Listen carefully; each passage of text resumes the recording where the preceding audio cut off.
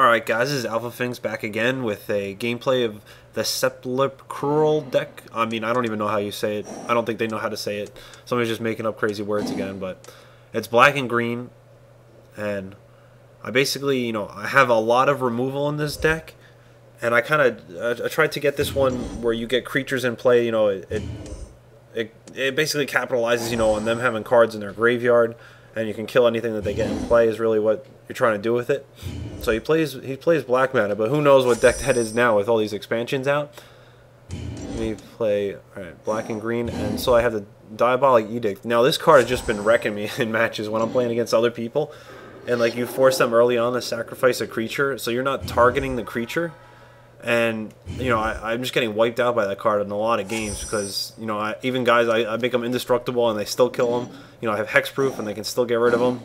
So that's a troublesome card right there. I'm gonna use it right here. So then, otherwise, if I kill that 1/1 with one of my creatures, then it would take out my guy. So I'm actually doing the mirror matchup here. He's using the same deck that I am, and I don't actually have that card right there that he played in this deck. I want to get out my little troll here. Start trolling on him with my 3/2. But now that he got that out, that means if I cast my creature, Pernicious Deed, he can just go and pay X mana and kill it. So that would be bad.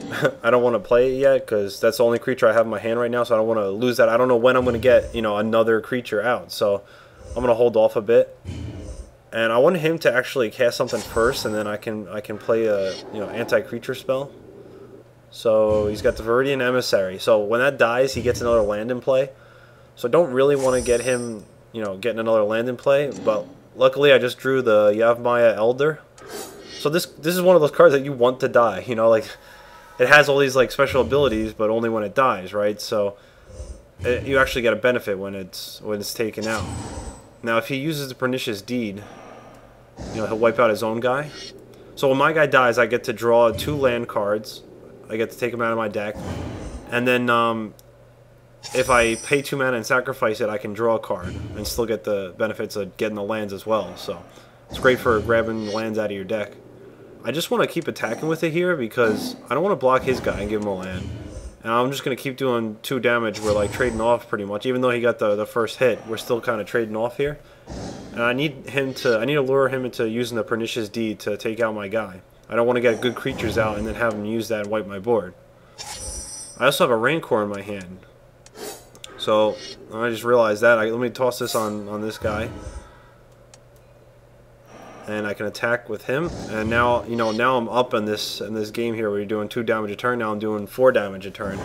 And I have a Viridian Emissary as well. So that's another one that I don't really mind if the Pernicious Deed takes it out because then I get land out of my deck and into play. So if he kills these 2 guys, it gets me 3 lands out of my deck. And what is he doing here? Probably some removal. What is that? Oh. Alright, so Germination. So whenever I kill his dudes now, he's getting a 1/1 sapling creature token into play. Which kind of, it's kind of annoying, but it's not like a game changer. I'm not scared of that right now. I also have the Maelstrom Pulse that I can either use on... I can use it on his Pernicious Deed, or I can use it on the one that makes saplings. Defense of the Heart is an interesting card. I had somebody use that against me, and it was pretty crazy. Let me just attack with these first. And since he's tapped out now, I do have an advantage with these cards here. So I'm going to use this Maelstrom Pulse, take out his Pernicious Deed. And then he won't be able to, then he's going to have to find some other solution to my 2 creatures I have on the board, right? Or I can play the Defense of the Heart, but I think this is the better choice right now. I want to wait until he already has, 3 creatures out and then play Defense of the Heart. Because then it sacrifices it and I go into my deck and get any 2 cards, 2 best cards in my deck and put them into play. 2 best creature cards. So... he's still only got 1 guy on the board. Now he's got to have a lot of removal in that deck, and he does have a lot of cards in his hand. When he gets out the Liege. So that card's a little troublemaker because every turn it pumps out a 1/1, but it gives him +1/+1 because it's black, and it gives it +1/+1 because it's green. So it really pumps the guys up. So that's a problem when you leave that on the board. And right now I don't really have a way to get rid of it. I mean, I can make him. I could force him to sacrifice a creature. Then he's gonna get the Sapperling guy, and then if I play the Defense of the Heart here, what happens is next turn he's gonna get another creature in play, right? And then, you know, when it's my turn again, I'll be able to go and fetch some guys out of my deck. So I'm not gonna attack here. Or you know what? He might block with the. No, but it's a 4/1. You know what? I'll toss this so I could get the lands out of my deck.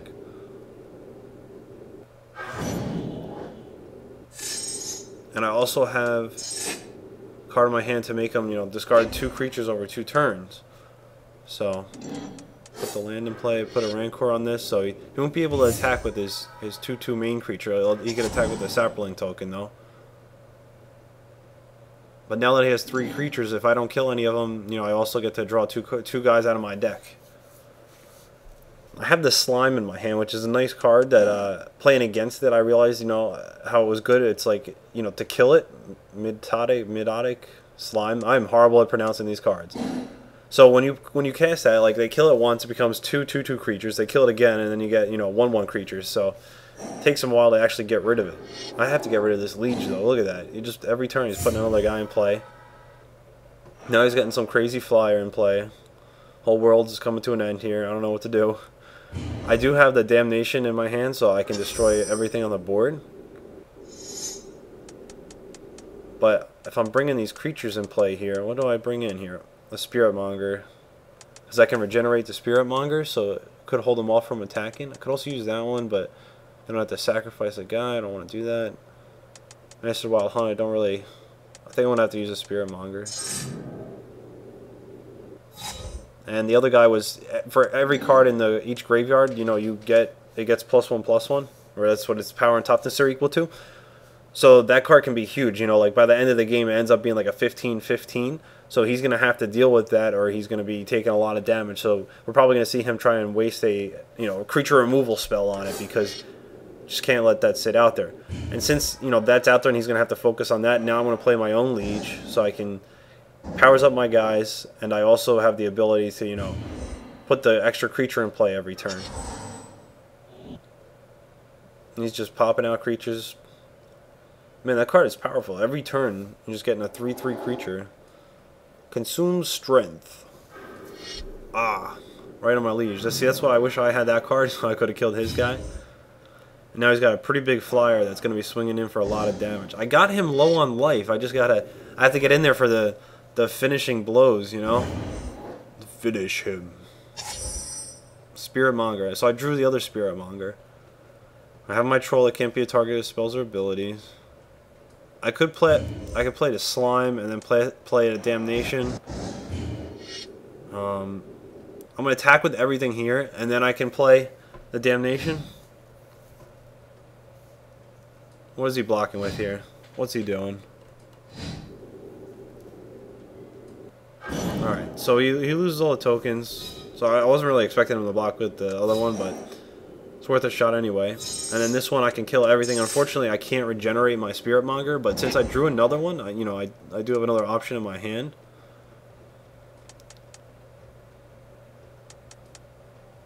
So yeah, I think this is the best play right here, because gotta reset the mana. What is that? You left click on the joystick to change the mana. And I'll clear everything out. He gets a little Sapperling guy, but I also got my Troll, so I can start trolling. I could take care of his little 1/1 guys. Now I am at, you know, we're both at 5 life here. So this is a very close game, very close game. Oh, Grave Pact.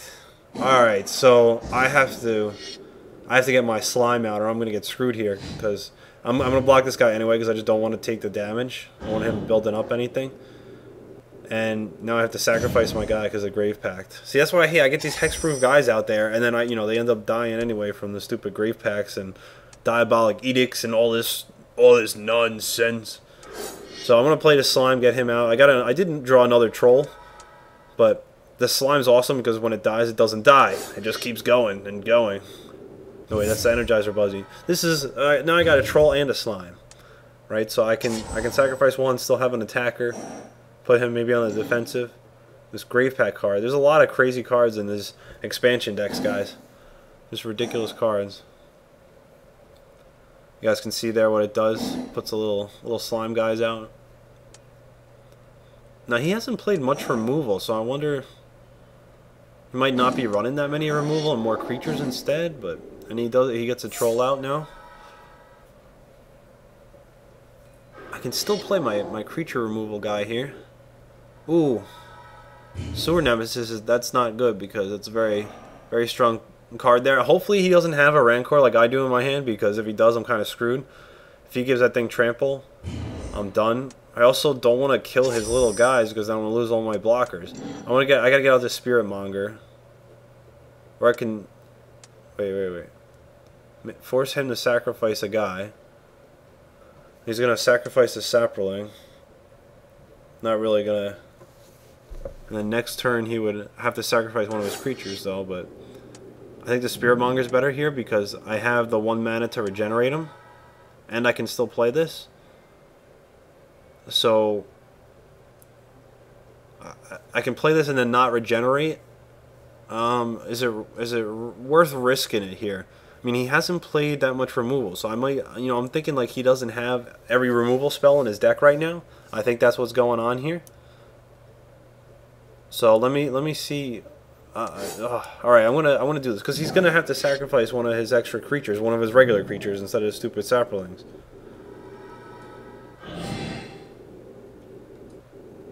Consuming Vapors.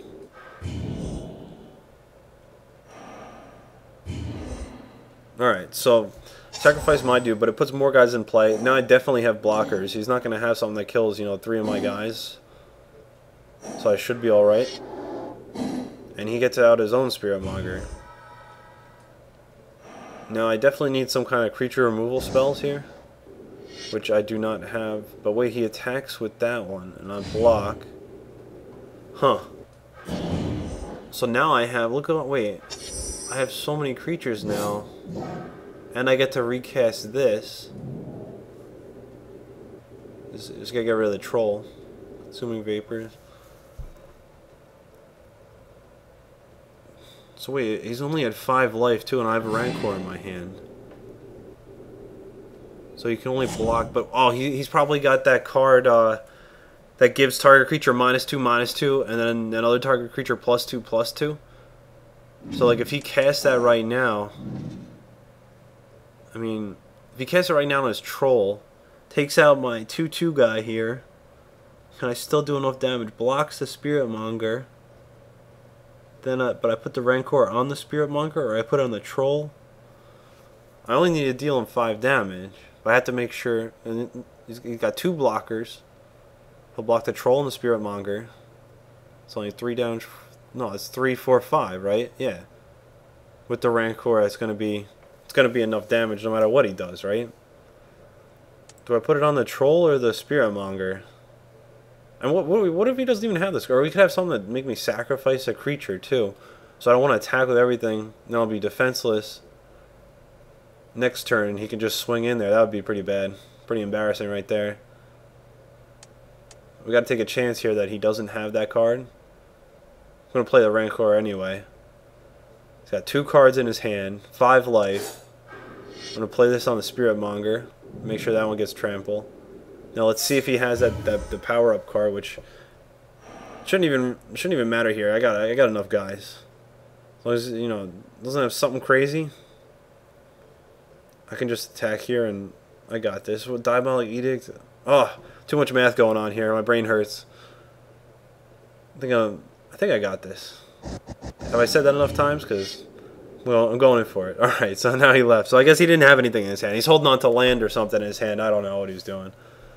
But he was kind of faking me out there. But I do manage to snag a win here out of this gameplay.